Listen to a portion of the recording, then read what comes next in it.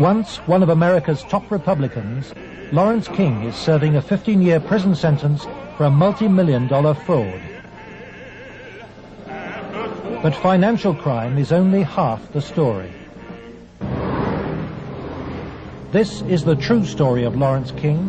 It is the story of a cancer at the heart of America and of its continuing cover-up at the highest level. One man is attempting to uncover the full story. John DeCamp is among the most highly decorated Vietnam veterans. A former Republican state senator in Lincoln, Nebraska, he is now a lawyer fighting the legacy of Lawrence King's abuse of power. It's a web of intrigue that starts at our Holy of Holies, Boys Town, Nebraska, one of the most respected institutions in the United States, and spreads out like a spider web to Washington, D.C., right up to the steps of the nation's capital, the steps of the White House, involves some of the most respected and powerful and richest businessmen in this United States of America. And the centerpiece of the entire web is the use of children for sex and drug dealing and drug couriers, the compromising of politicians, the compromising of businessmen, but worst of all, the corruption of key institutions of government that have the duty and responsibility to make sure these things never happen. For John DeCamp, the trail starts in a unique town just outside Omaha. World-famed Boys Town is in the news again. Made famous by an Oscar-winning film, Boys Town is America's favorite children's charity. It was founded in 1917 by a Catholic priest, Father Flanagan. Father Flanagan. The saddest spectacle in our social life is the neglected, unwanted, and unloved boy who has become a serious problem in our society. Boys Town was started to be a home for orphans. That was after World War I. And since then, society has changed and the problems of boys have changed. And so now it's a question of taking care of homeless, abandoned, neglected, abused boys, and now girls also. Boys Town has been granted the privileges of an incorporated town, a Catholic diocese, and a school district for 500 children. Boys Town has cash reserves of $500 million, but still raises up to $35 million annually, solicited from the public by begging letters and promotional videos. I'm Father Val Peter, the caretaker of Father Flanagan's Stream and the executive director of Boys Town. Does Boys Town really exist, people ask me? You bet it does. Located in the heartland of America, Boys Town youth have come from many backgrounds and locales. As they graduate, they shall seek new adventures and head for different places.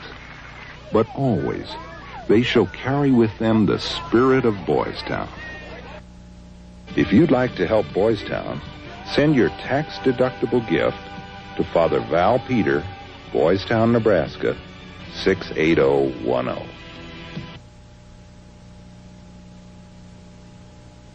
Boys Town, for me, was the first thing I ever heard of when you think of institutions that you respect. Believe it or not, I was there for a while when I was a young boy.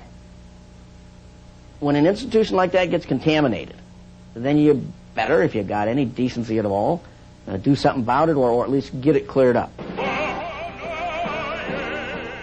John DeCamp lays the blame for the contamination of Boys Town of the one-time leader of the National Black Republican Council, Larry King. Larry King was the fastest rising black star in the entire Republican Party of the United States during all of the 1980s. And he was also one of the most evil individuals in this country in terms of being a dealer of children, in terms of being a thief, 40 million that they documented he stole, and in terms of using and compromising and corrupting one after another politicians. The base for his network was the Franklin Federal Credit Union, a people's bank in Omaha, Nebraska. Larry King was its general manager.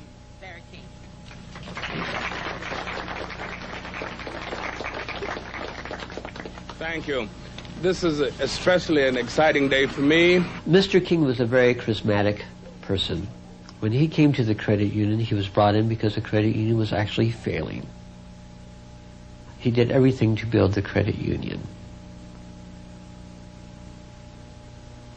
King courted the leaders of Omaha's wealthy business district. Banks, industry, and charities placed millions of dollars in King's hands. From 1979, Larry King developed close commercial ties to Boys Town, and Boys Town youngsters were sent to work for his companies. Boys Town had quite a few accounts at Franklin Credit Union. Those were considered very valuable accounts. They were handled exclusively by the bookkeeping department. But on the average of once a month or once every 2 months, we always seemed to incorporate a person from Boys Town. But King used Boys Town not just as a source of young boys for his business. He prostituted them at sex and drug orgies. Paul Benassi was a victim of King's abuse. He was also sent by King to lure Boys Town youngsters off campus. We used to just drive around and go up toward a home, and then we used to do some of the scavenger hunts with picking up some of the kids. You know, just kind of win their confidence, become friends with them for a while. Start inviting them to the parties. The kids were 10 years old or older. In 1986, King's plundering of Boys Town was reported by staff to its chief executive, Father Val Peter. Subsequent testimony proves that he carried out his own investigation, but that King's victims refused to talk to him. Monsignor Hupp now blames himself for Boys Town's association with Larry King. Well, in retrospect, I regret having any association with Larry King. Had I known it at the time, it would never have happened. Could you understand why a very detailed report from a social worker employed at Boys Town, identifying children and identifying their alleged abusers, never saw the light of day? Nothing happened with that. No, I can understand that, because had I known that had been, I wouldn't put up with that. But is that something like that happened? I don't know of it. Nebraska has a very clear statute that child abuse allegations should be reported to authorities. They shouldn't be reported to the principal of a school, the director of a facility. They should be reported directly to either Child Protective Services or law enforcement. And so Larry King remained free to feed his pedophilic parties with child victims. But in 1988, a routine review brought King's involvement with Boys Town youth to the attention of Nebraska's State Foster Care Review Board. And the information presented to the Foster Care Review Board, either via the telephone reports, the personal reports, or the reports we reviewed, Larry King's name was consistently present as someone that the youth were making allegations against. So I would say we handed over at least a foot-high amount of material to authorities, and nothing happened. Omaha police now accept that Larry King may have been abusing children. Good morning, Roberta. Good morning, Steve. But its most senior officer claims the evidence was not conclusive.